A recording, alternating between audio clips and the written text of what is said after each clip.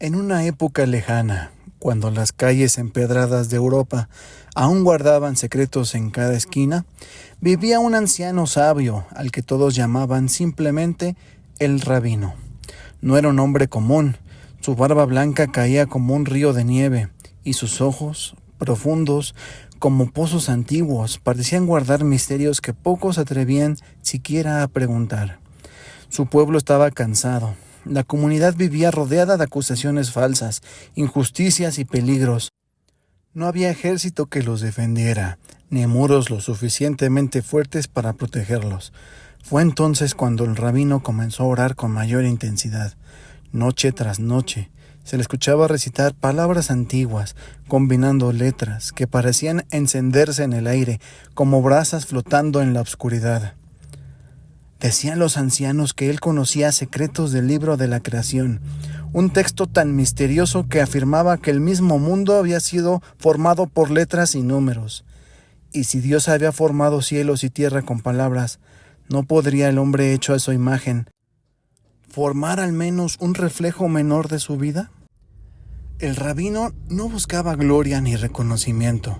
Su deseo era más simple: proteger a los suyos.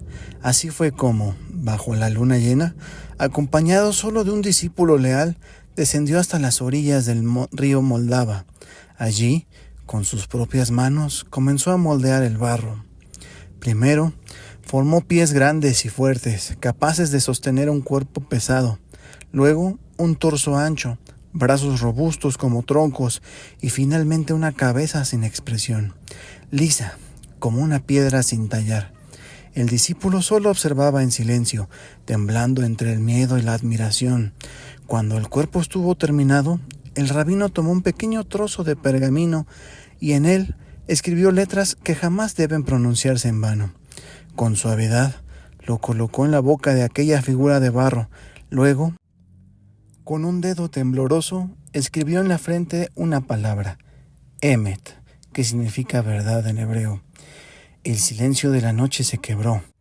El barro tembló. La figura se incorporó lentamente como si despertara de un sueño eterno. El golem había nacido. El golem no tenía voz. Sus labios jamás emitieron palabra, pero sus ojos brillaban con un fuego extraño, obedeciendo solo al rabino. Pronto, la noticia se extendió entre la comunidad.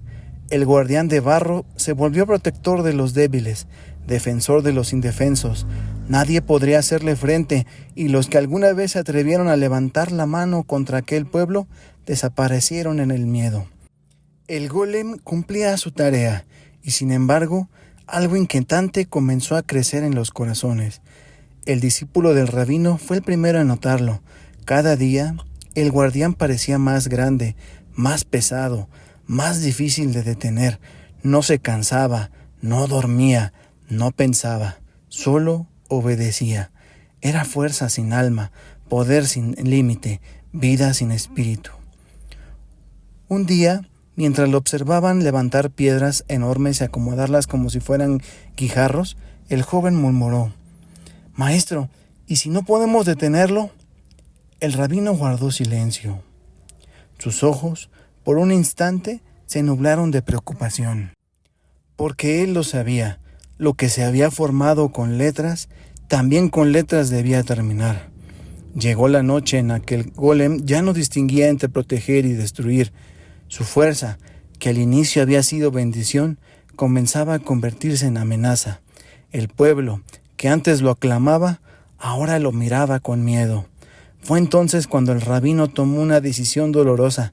Se acercó a la figura gigantesca y con una mano firme borró la primera letra escrita en su frente. La letra Aleph desapareció. Y la palabra que antes decía Emet, que significa verdad, ahora solo decía Met, que significa muerte. En ese instante, el golem se detuvo, sus ojos se apagaron, y como un muro que se derrumba, volvió solo arcilla esparcida en el suelo. Un silencio profundo cubrió la sinagoga donde había caído.